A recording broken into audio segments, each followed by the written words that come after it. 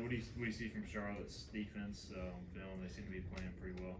You know, they have. They've been in every game. I mean, I know they're like us. They're struggling, with the record, but they've been competitive. The defense is maybe, it's got a lot to do with that. Really good up front. This number 0 is not fun to watch when you're getting ready to play him. It'd be fun to watch if you were just watching the game. He played at Alabama. He's played at Michigan. I guess he played for the head coach there in high school. So now he's found a home in Charlotte, and he's really talented, big, fast. I mean, great pass rusher. The other ends are good too, though. They've got 3 ends that really, you have to know where they're at. You're going to have to make some blocking adjustments to do that. And then they're just huge inside. The one guy, it says 380. He looks 450. Kind of reminds me of that old wrestler. It used to be at North Carolina State. That guy, whatever, Thad something. He's huge. So it's hard to move them. It's really hard to move them. And it's really pretty talented secondary. They've given up some big plays, which has been their Achilles. But they've had Maryland. They'll beat Maryland into the fourth quarter. Florida struggled to beat them. Florida's doing okay, I guess, as well. So they've played good teams as well. So it'd be a big challenge again for us offensively. The offensive line struggled last week a little bit. I mean, how do you kind of help the unit out? We struggled just totally, to be honest with you. We had been getting better, and then I thought we slid back a little bit last week. Now, SMU gets some of that credit. They're really talented, defensively. They probably had something to do with that, but we just struggled to just get any continuity. And yet we were in the game, and you play to win the game. It was 14-10. We had the momentum going into the half, I thought. And we got the ball coming out the second half. So we played it a little bit conservatively before the half because of that. And I was just really disappointed that we didn't come out and mount a drive. The first play, this is what kind of night it was, the very first play, which you go over coming out of the half. All right, this is the first play we're going to run. And 7 people had bust out of the 11 on that. So that's bad coaching right there now, because we'd just gone over the play. And I don't know how that can happen, but we're racking our brains trying to figure it out. And so all that, and it's still a ball game, late, and we turn it over twice on offense. And that's what I thought was the difference in the game, because I really thought still because the kids were playing hard now. They were getting after it. It wasn't effort. It's just we had penalties, we had blown assignments, we missed blocks. We had guys open. We didn't throw it to the right guy. It was just all those things together. We didn't play very well. So, got to get back on track this week. Got to play better at all positions. Coach better. We got to do it all better. I talked to a former ECU quarterback and receiver about that interception, and the receiver kind of blamed the quarterback. The quarterback kind of blamed the receiver. So you can break the tie. Well, I just say blame me. You know what I'm saying? Bring it to me. People need somebody to blame. I get that. I'm your guy. Blame me because, it was a mesh route. Quarterback thought he was going to keep running. Receiver thought he should stop. It's one of those deals. Everybody's played quarterback receiver knows exactly what we're talking about with that. You got to be on the same page. But I don't know. I think just blame me. I'm the guy. I'd say bring it to me. You know what I'm saying? I don't know what to say. I asked Coach Houston about the Flynn fumble, and if a replay is or could be coming to. He said it was almost impossible to get it off before they blow the whistle. I know you're trying, but we were, and we didn't do maybe the best job of getting into a really quick. You got what's called tempo plays. We were calling that because we knew they were going to challenge it.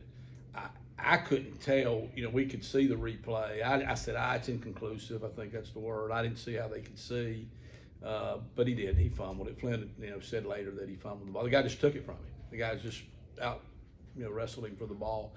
But they won't let you do that hardly anymore. Everybody still tries to do that. They wait until right when you snap the ball, then they're going to blow it dead. So that's as soon as we did that, that's exactly what they did. And that was crucial, the 2 back-to-back turnovers. Because we had the ball around midfield there, I'm saying, we're down 4. I thought we had a chance. Nice, bit of a loaded question, but you guys, I think most people knew y'all take a step back offensively this year, given what you lost. Yeah. What do you think has kind of led to, such a big drop off year over year? Is it a combination of things, or what? It is. It's Coach Mulgrew just come in new, and he said it was, it's the perfect storm, which is not a good thing. The storm's not good, you know what I'm saying? Then that we lost a lot of the production, a lot of those players.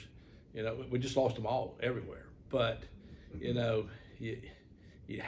keep thinking, well, you'll get them replaced, somebody will step up, and eventually they will. I don't want to, well, maybe I do want to sound a little bit like Dion. You better get us quickly, because we got a lot, like Chase Sowell's got 4 years. We got some guys got 3 years and stuff like that. Now, in today's world, can you keep them that long? Can you keep guys here? But the portal hurt us. Juniors coming out hurt you. How do you prepare? You try. I mean, that's your job. You try to prepare, but we just didn't get it done.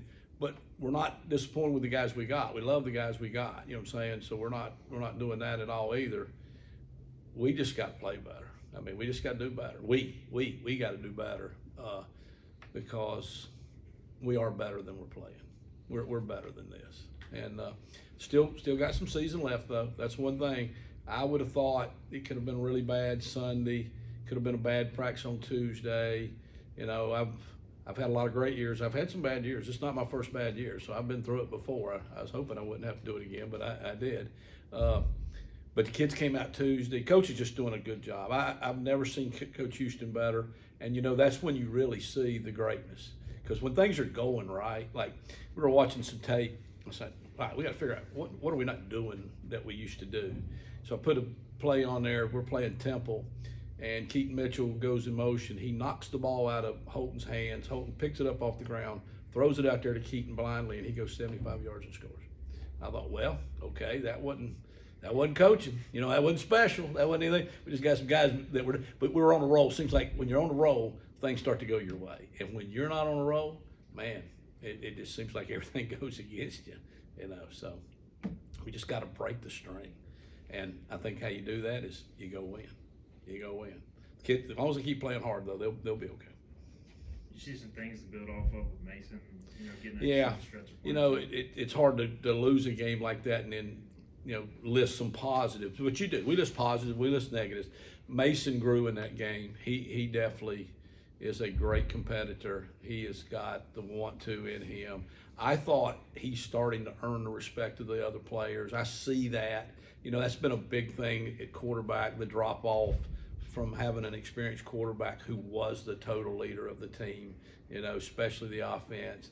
Nobody wanting to step up. That's the negative to not maybe having one guy that's going to be the starter, and all the people are like, why don't you change quarterbacks? Well, you don't just change your quarterback, because it does more than change the rhythm of the game. Sometimes it changes the whole structure of the team. Oh, he's not as good, or we can't count on him. Why are they taking him out? And that's the negative of that. But I think the players seem to rally around Mason a little bit, and I'm excited about his future though. Still, I've not wavered from that. We're never throwing him away, and he's had a good week. And at some point, I wished I knew. I wished I had that crystal ball, and I could tell you when it's going to be. I just keep hoping it's this week, and it is going to be one of these weeks. Okay, so hopefully it is this week because we need it. With the dual quarterback system that you mentioned, how do you kind of monitor when to go to the other guy or when to take him out? And I know we saw both of them in different situations last game. Well, it's been different. There have been games where we said we're going to play somebody, a certain series or, whatever. And then there's been games where we're saying, no, it's his game unless we got to go the other way. For example, Rice was going to be Alex's game. And Mason knew that. And you may play and you may not, depends on what it was. Last week, Mason knew he was going in the third series. We said we're going to do these 2 drives, and then you're going to go, and then whoever has the most momentum will play. And I thought, there was a time then when we went back to Alex, and then we went back to that. At that point, we were just looking for an answer, just somebody that could lead us and could make some plays. So not probably the right one to give the answer. This is a head coach's question for how we're going to do it this week. But we will have a specific plan this week. That's probably his thing. I think that's why he makes the big bucks. Anything else for Coach? Donnie, you've been around a while, and Don't say Had that, a you lot may of say them old, say them old. Jeff Charles was around even longer. God, and I he's miss going him. in the Hall of Fame this weekend. Just any thoughts on the voice? Well, that's that's one of those things that makes you happy because he deserves that so much. And then it almost makes me want to start crying a little bit. You know what I'm saying? I mean, it gets emotional because I miss him really a lot more than I ever thought. I wasn't that close to Jeff when I was here the first time. I was a peon. I guess nobody gave a rat's butt about who I was or whatever. Nobody ever asked to talk to me very much. Brian Bailey did every now and then, I guess, because he couldn't get anybody else to do the show.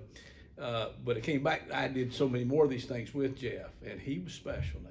I mean, we've lost a treasure there, and that won't be quickly, replaced or whatever. I think the crew's doing a good job and all that. I'm not saying that, but yeah, it's one of those things that makes you just smile, but then you almost start crying, if that makes any sense. Thanks, Coach.